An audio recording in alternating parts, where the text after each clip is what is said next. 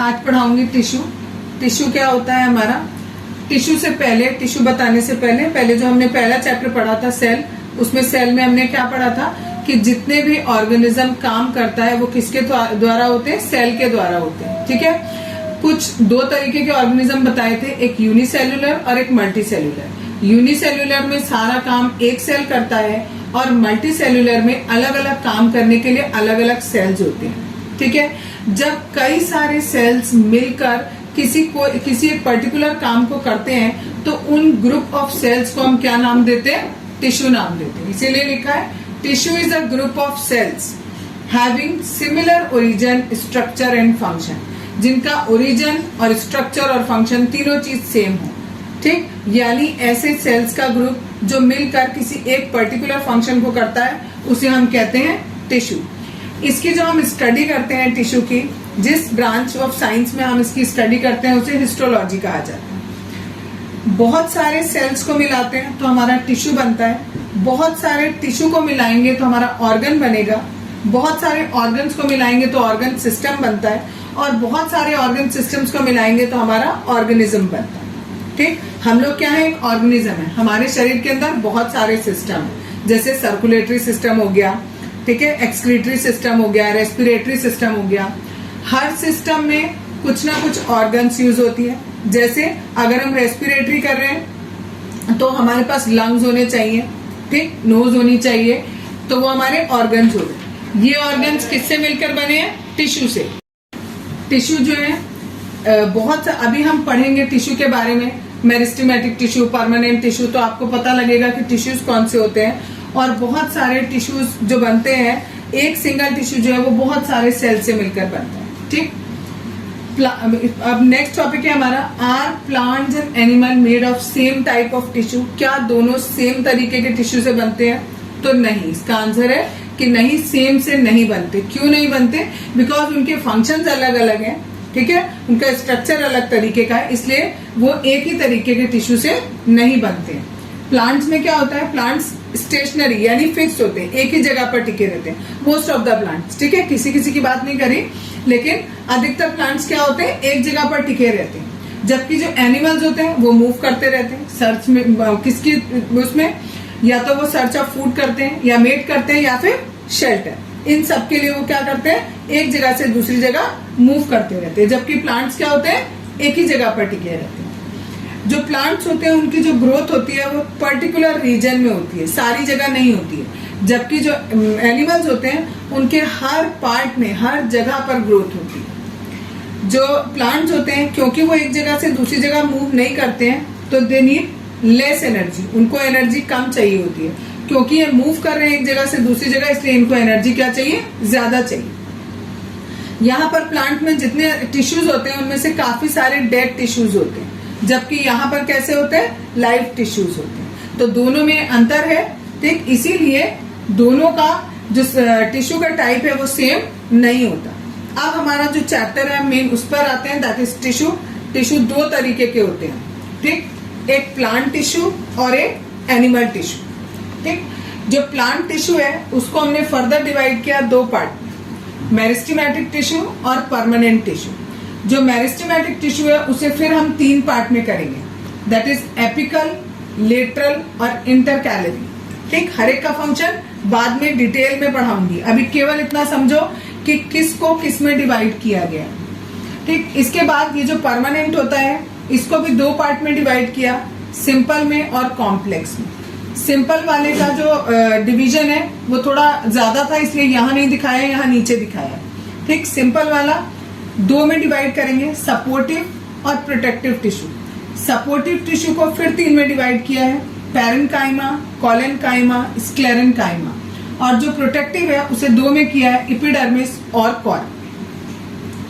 और जो हमारा कॉम्प्लेक्स वाला है उसे केवल दो में किया है, फ्लोएम और जाइलम। ठीक, फ्लोएम जाइलम के बारे में आप पहले भी पढ़ चुके हो। ये पूरा हमारा प्लांट टिश्यू है जो कि हमें पूरा इस चैप्टर में पढ़ना है वन बाय वन। आगे एनिमल टिश्यू। एनिमल टिश्यू को चार पार्ट में डिवाइड किया गया है।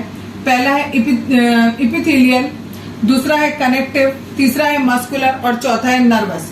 ये जो इपिथेलियल है इसके चार पार्ट हैं, यानी चार तरीके का होता है ये, स्क्वामस, क्यूबॉइडल, कॉलमनर और स्ट्रेटिफाइड। ये जो कनेक्टिव टिश्यू है ये 4 तरीके का होता है, बोन, स्केलेटल, एरोलर और एडिपोज।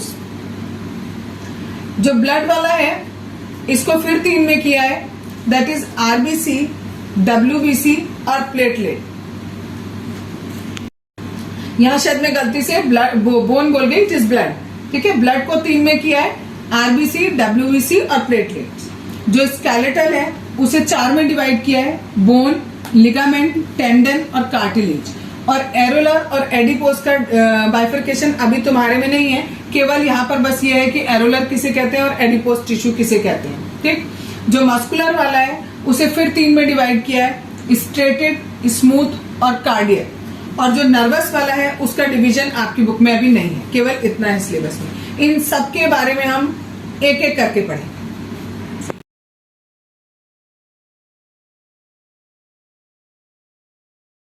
आज बताऊंगी मेरिस्टेमेटिक टिश्यू।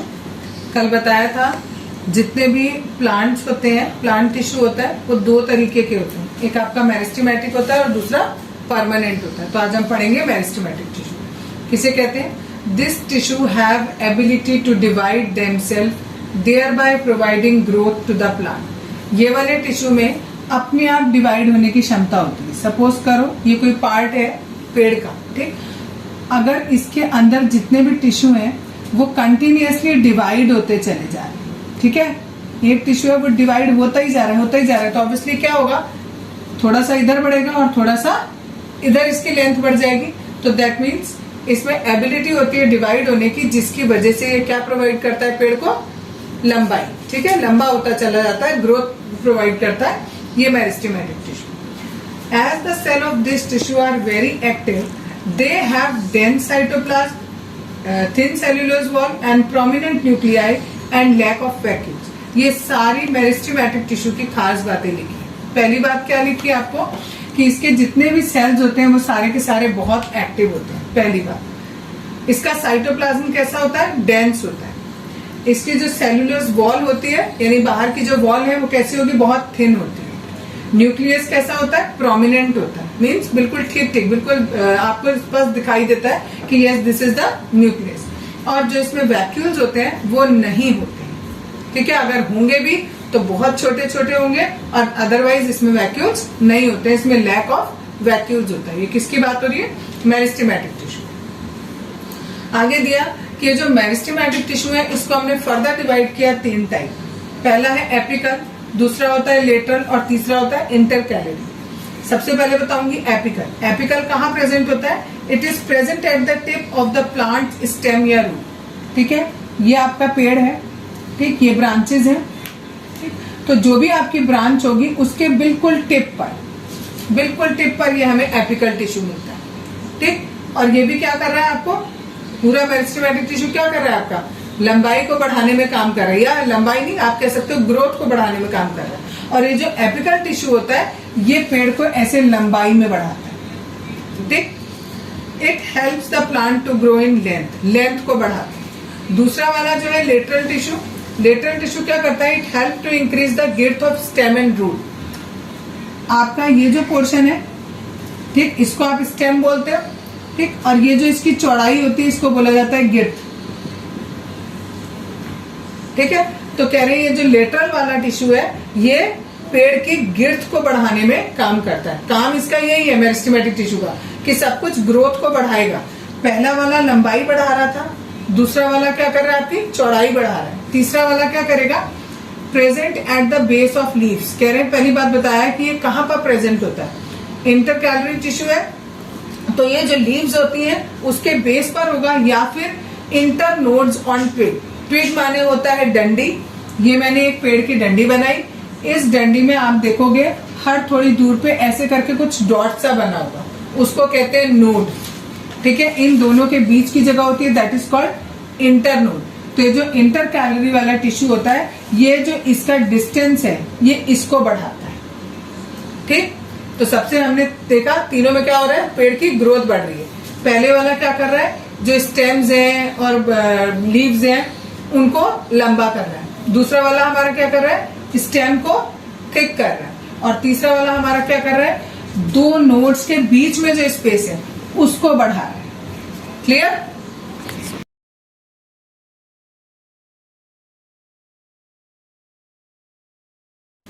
आज बताऊंगी परमानेंट टिश्यू।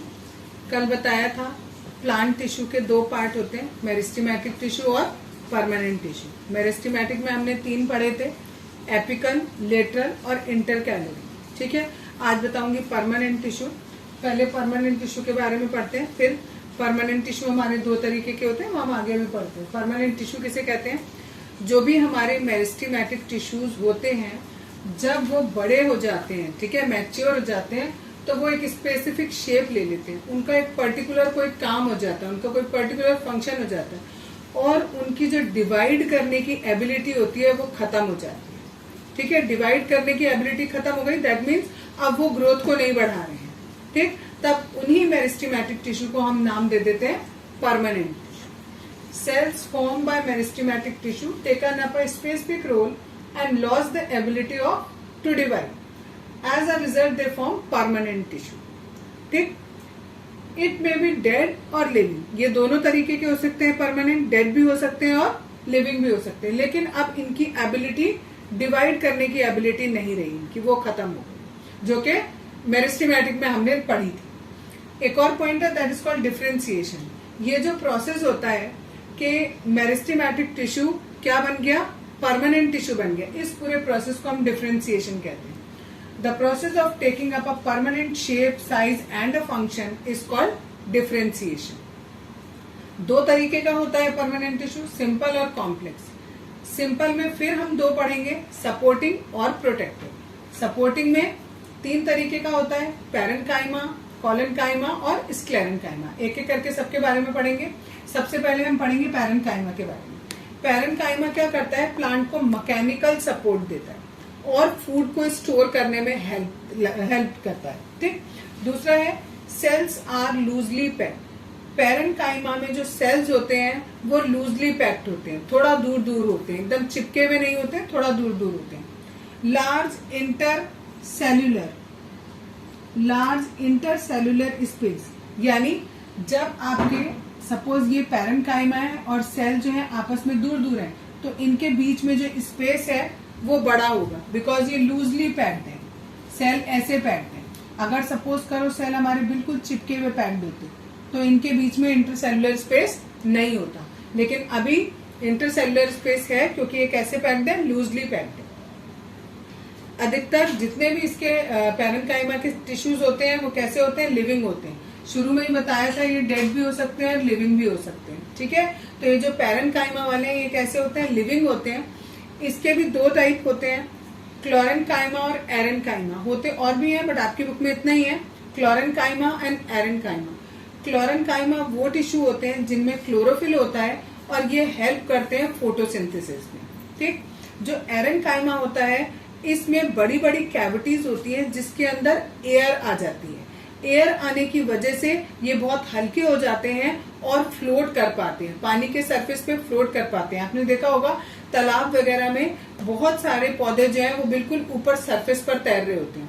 वो किस वजह से तैरते हैं, यहाँ पर लिखा भी है, in aquatic plants large air cavities are present to give bioenergy to the plant to help them float. ठीक, ये आपका कोई एक टिश्यू है, इस टिश्यू के अंदर खूब बड़ी बड़ी कैविटीज होती है। इन कैविटी के अंदर हवा भर जाती है, हवा भरने की वजह से ये बहुत हल्के हो जाते हैं। ठीक है, और ये पानी पर ऊपर की ओर फोर्स लगाते हैं और ये बिल्कुल ऊपर सतह पर फ्लोट करते हैं। ठीक, दूसरे होते हैं कोलेनकाइमा। ये भी मैकेनिकल सपोर्ट देते हैं लेकिन ये साथ में फ्लेक्सिबिलिटी भी देते हैं। यहाँ पर फूड स्टोरेज हो रहा था, यहाँ पर फ्लेक्सिबिलिटी है।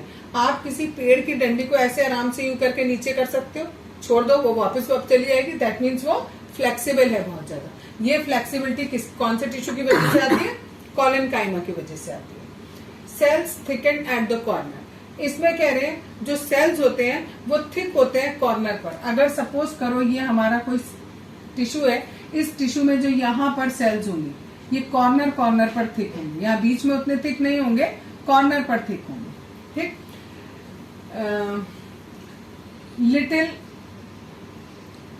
Little intercellular space.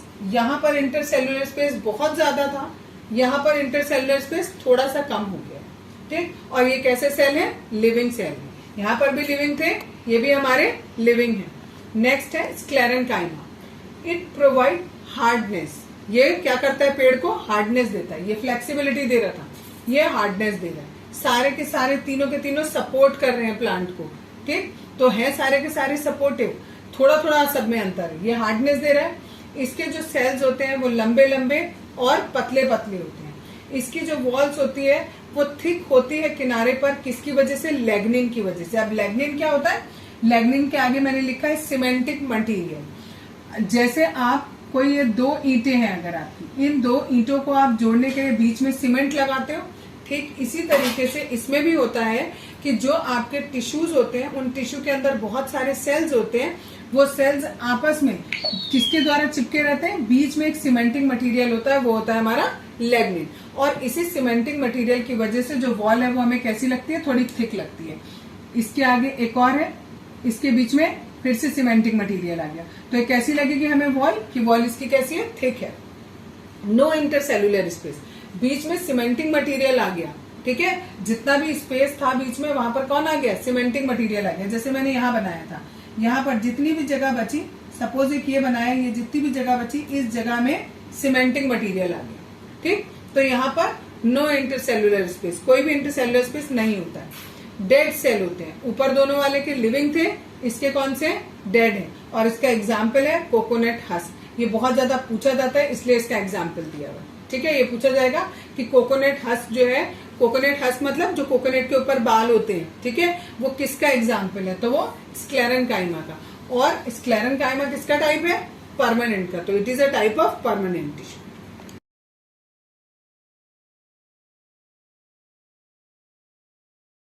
आज बताऊंगी प्रोटेक्टिव टिश्यू। अब तक हम क्या पढ़ चुके? प्लांट टिश्यू आपको बताया था। प्लांट टिश्यू में दो तरीके के बताए थे, एक मेरिस्टेमेटिक और एक परमानेंट। मेरिस्टेमेटिक वाला हम पूरा पढ़ चुके। परमानेंट दो में जो है आपको दो तरीके के होते हैं, एक सिंपल होता है, एक कॉम्प्लेक्स होता है। ठीक, कॉम्प्लेक्स वाला बाद में पढ़ेंगे, अभी हम सिंपल पढ़ रहे हैं। सिंपल वाले मैंने फिर आपको दो तरीके के बताए थे, एक सपोर्टिंग और एक प्रोटेक्टिव। सपोर्टिंग में हमने कल तीन पढ़े थे, पैरेन्काइमा, कोलेनकाइमा और स्क्लेरेन्काइमा। आज हम पढ़ेंगे प्रोटेक्टिव वाला। प्रोटेक्टिव में भी दो तरीके के होते हैं, एक एपिडर्मिस और एक कोर। एपिडर्मिस किसे कहते हैं? It is the outermost single layer of cells. जो भी आपकी चीज है, जो भी आपका ऑब्जेक्ट है, पेड़ है, पेड़ के जो बाहर का, सबसे बाहर का जो सरफेस है, दैट इज कॉल्ड एपिडर्मिस। क्योंकि ये सबसे बाहर का है तो ये क्या करेगा? जितनी भी चीज अंदर होंगी उसको प्रोटेक्ट करेगा। तो it protects the part of the plant. ठीक है, नेक्स्ट है on aerial part of it often secretes a waxy water resistance layer in protection against loss of water. क्या होता है? एपिडर्मिस क्या करता है? जितना भी पार्ट हमारा एरियल पार्ट है प्लांट का, मीन्स जितना भी पार्ट प्लांट का जमीन के ऊपर है, उस वाले पार्ट में एक चीज सिक्रीट करता है जो कैसी होती है? वैक्सी होती है, मीन्स वैक्स के जैसी चिपचिपी होती है, जिसकी वजह से वाटर जो है, वाटर रेजिस्टेंस लेयर ऊपर लग जाती है। वाटर रेजिस्टेंस लेयर का मतलब है कि पेड़ के अंदर जितना भी पानी है वो बाहर नहीं निकल के आ पाएगा। इसीलिए कहा है यहाँ पर वाटर रेजिस्टेंस लेयर। किसको कहा है? इस वैक्सी लेयर को। ऊपर एक वैक्स लग गया, ठीक, सिंपल सा ऐसा समझो, ये एक मार्कर है, इसके ऊपर अगर मैं वैक्स लगा दूंगी तो अगर इसके अंदर की इंक हमें बाहर निकालनी होगी तो वो नहीं निकल पाएगी। क्यों? क्योंकि मैंने ऊपर क्या लगा दिया? वैक्स लगा दिया। सेम इसी तरीके से होता है, पेड़ पर बाहर जो है वो वैक्स की लेयर लग जाती है, जिसकी वजह से पानी बाहर नहीं आ पाता है। अगली बात इसी के बारे में, it is continuous layer without intercellular space. पेड़ के बाहर पूरे में होती है ये लेयर। ठीक है, ऐसा नहीं होता बीच में स्पेस नहीं होते इस टिश्यू में। ठीक, बाहर का जो पेड़ का बाहर का हिस्सा है उस पूरे हिस्से पर ये टिश्यू आपको मिलेगा। ठीक, नेक्स्ट टॉपिक है दैट इज स्टोमेटा। इसी के अंदर पढ़ेंगे हम small pores enclose by two kidney shape cell in the epidermis of leaf. Leaf का जो एपिडर्मिस होता है, यानी लीफ का जो सबसे बाहर का पार्ट होता है, उस पार्ट पर छोटे छोटे छेद होते हैं और वो किडनी शेप्ड सेल के होते हैं, इस तरीके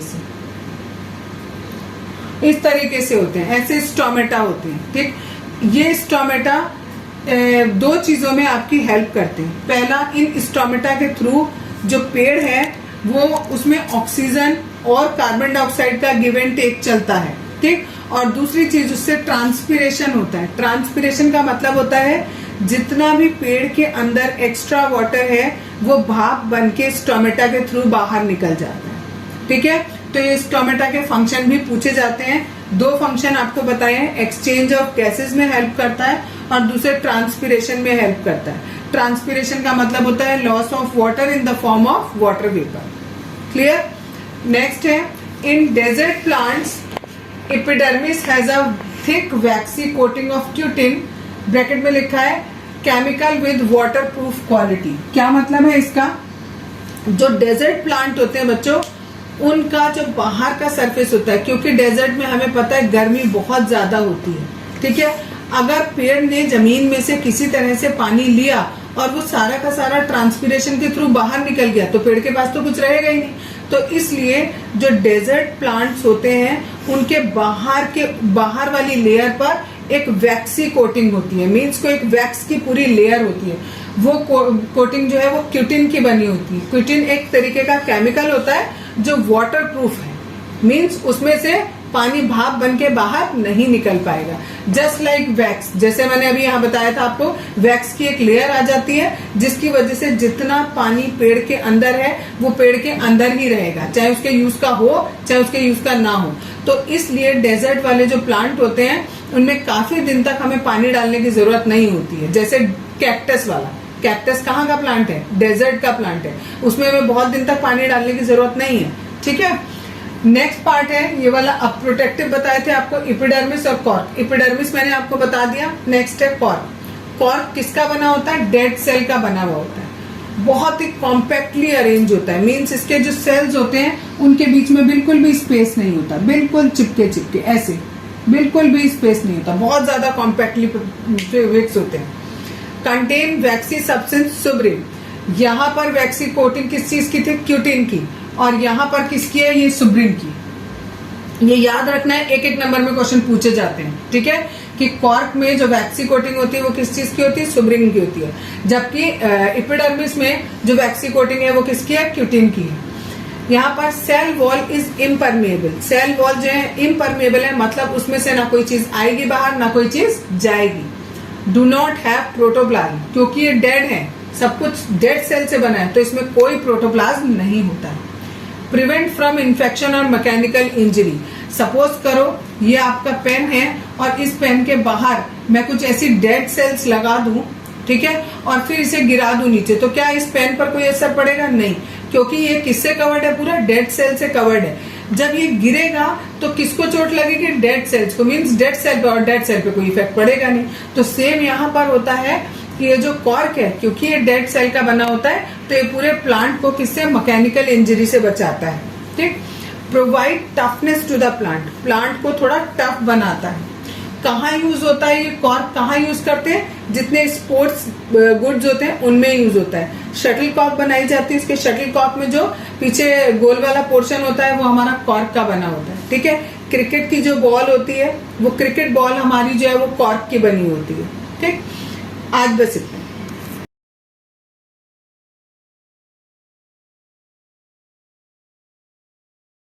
आज बताऊंगी कॉम्प्लेक्स टिश्यू। शुरू से देखते हैं क्या क्या पढ़ा हमने। प्लांट टिश्यू जो है वो दो तरीके का, मेरिस्टेमेटिक और परमानेंट। मेरिस्टेमेटिक में ये तीन तरीके का था, एपिकल, लेटरल और इंटरकैरियल। और परमानेंट जो है वो दो तरीके का है। परमानेंट दो तरीके का है, दैट इज सिंपल और कॉम्प्लेक्स। सिंपल में फिर दो तरीके का, सपोर्टिव और प्रोटेक्टिव होता है। ठीक है, सपोर्टिव वाले में हमने फिर तीन तरीके का लिखा है, पैरेन्काइमा, स्क्लेरेन्काइमा एंड कोलेन्काइमा। और प्रोटेक्टिव में दो तरीके का, एपिडर्मिस और कॉर्क। यहाँ तक हम कल तक पढ़ चुके थे। आज हमें पढ़ना है कॉम्प्लेक्स टिश्यू। कॉम्प्लेक्स टिश्यू हमारे दो तरीके के होते हैं, दैट इज फ्लोएम और जाइलम। ठीक है, पहले बताया आपको कॉम्प्लेक्स टिश्यू किसे कहते हैं? Made up of more than one type of cell and perform a common function. ठीक है, यानी एक से ज्यादा तरीके के सेल से मिलकर बनता है ये वाला टिश्यू, कॉम्प्लेक्स टिश्यू। और कोई एक खास काम करता है, कोई एक कॉमन काम करता है। ये दो तरीके का, इसके दो एग्जाम्पल है, फ्लोएम और जाइलम। मैंने इसमें नहीं लिखा है, फ्लोएम और जाइलम को मिलाकर हम कहते हैं वस्कुलर बंडल। इन दोनों को मिलाकर कहा जाता है वस्कुलर बंडल।